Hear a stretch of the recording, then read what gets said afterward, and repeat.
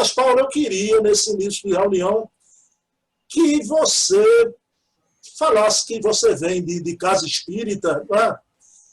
Mas de casa espírita você participou desses trabalhos todos que nós, trabalhadores, esses trabalhos de trabalho mediúnico, você participava também ao longo dos anos de doutrinação. Como é essa tua trajetória pelas casas espíritas, Paulo? Olha, Bruno, eu nasci em meio à casa espírita. Meus pais também participaram da direção e organização do movimento espírita em São Paulo, várias entidades de organização, vários centros, e meus avós também participavam do trabalho de desobsessão e assim por diante, uma família de médiuns, né? Então, uma vez eu criança, entrei na casa da minha avó. Quando eu fui na sala, eu vi um senhor negro sentadinho assim na cadeira na sala. Aí eu voltei para a cozinha e falei, vó, quem que é aquele senhor? Aí ela falou assim, é um mentor do trabalho mediúnico. Era um senhor que se apresentava como o preto velho. Então, uma vez, Bruno, eu estava também criança ali, para jovem, no quarto, deitado na cama no quarto, assim, com um livro aberto no chão, esperando o almoço. Aí eu apoiei a mão no chão e minhas mãos atravessaram o chão. E eu fiquei com o corpo flutuando, assim. Tentei falar e o som não ecoava, né? Não propagava. E, de repente, deu um estalo. E eu corri para a cozinha e falei, mãe, eu contei para ela o que foi. E ela diz, isso é desdobramento mediúnico. Todos na nossa família vivenciam esse fenômeno naturalmente.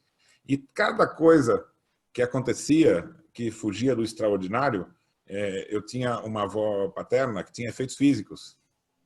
E eu me lembro de estarmos na sala... Antigamente, as casas tinham a mesa e tinha um móvel do tamanho da mesa, assim, do lado, onde se apoiavam as coisas, né? E uma jarra, ela começou a andar sozinha nesse móvel, assim, né? Mas esses fenômenos, na família de que eu vim, eram considerados naturais. Então não tinha sobressalto diante do fenômeno, né? Então eu fui encarando com naturalidade. Eu ficava esperando o fenômeno. Minha mãe, eu lembro de ter ido em materializações e eu ter ficado do lado de fora. Inclusive cheguei a ver fenômeno de materialização do lado de fora. Glóbulos luminosos, né? Enquanto o trabalho ocorria lá dentro. Trabalhos de desobsessão, evangelhos no lar, todas as horas, né? Conheci médiuns, visitei médiuns, né? Passei dia na casa do Chico e tantos outros médiuns também de efeitos físicos, de cura. Então, tudo isso... E também, outra coisa importante, era o acesso à biblioteca, né?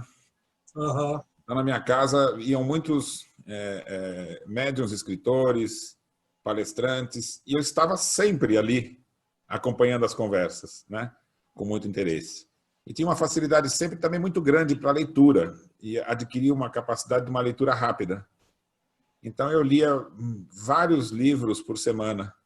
E quando eu mergulhei no estudo de Kardec, eu acabei lendo uma vasta literatura de Kardec. Agora, na casa espírita, Bruno, eu posso te dizer que todos os anos que eu passei desde criança, e depois comecei a ter uma atividade participativa nos trabalhos do centro, eu poderia te dizer que eu fiz todos os cargos e profissões da casa espírita eu exerci. Desde encher copinho de água, né, ao trabalho de passes, dei aula em todas as classes, desde o jardim da infância, passando por juventude e depois para as aulas de adultos, todos os cursos de adultos. Também fiz trabalhos mediúnicos, desobsessão, tudo que se faz dentro de uma casa espírita. Também gerenciei uma creche, trabalhei na área da divulgação, fazendo jornal. Tudo que se faz numa casa espírita eu fiz. O Paulo, então, em São Paulo... Antes de iniciar a pesquisa, eu já conhecia por dentro o movimento espírita e o que se explica no centro espírita com profundidade. O centro espírita era em São Paulo mesmo? Mais um centro espírita em São Paulo. Né? E minha mãe também trabalhava na federação, então eu frequentava, né, na USE. Então, esses ambientes todos eu vivenciei. E também foram nesses ambientes, Por exemplo, assisti mais de uma palestra do Herculano Pires na Casa Transitória Fabiano de Cristo, que era aqui em São Paulo, né? E também lá conheci médiuns que foram lá visitar a Casa Transitória. Então, eu vivi em vários ambientes, tendo contato com muitos médiuns e escritores, né? Então, eu conheci pessoalmente também Hermínio Miranda, né? A Ivone Pereira, Chico Xavier e muitos outros, Jesus Gonçalves. Né? Desculpa, Jesus Gonçalves não, é aquele, o gigante deitado, esqueci o nome dele. Jerônimo Mendonça. Jerônimo Mendonça. Então, eu me diverti junto com outras pessoas, porque a maca dele não entrou pela porta do centro. Então, ele teve que ser levado pelo lado de fora, né, subindo uma escadaria para o segundo andar, e entrou pelo alpendre ali do segundo andar. Parece aquela passagem de Jesus, né, que desceu Parecia, foi muito parecido. E isso foi a chegada dele no centro e poder chegar no salão. E depois eu assisti aquela palestra com a maca dele sobre aquela bancada que tinha no centro, né?